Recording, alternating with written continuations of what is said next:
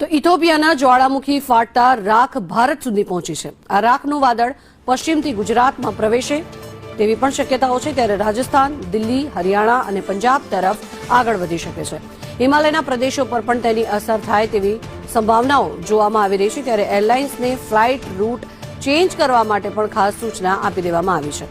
વધારાનું ઈંધણ અને વૈકલ્પિક રૂટની યોજના બનાવવા માટે પણ સૂચના આપવામાં આવી છે, ત્યારે કોચી એરપોર્ટથી 2 ફ્લાઇટ રદ કરવાની પણ ફરજ પડી છે।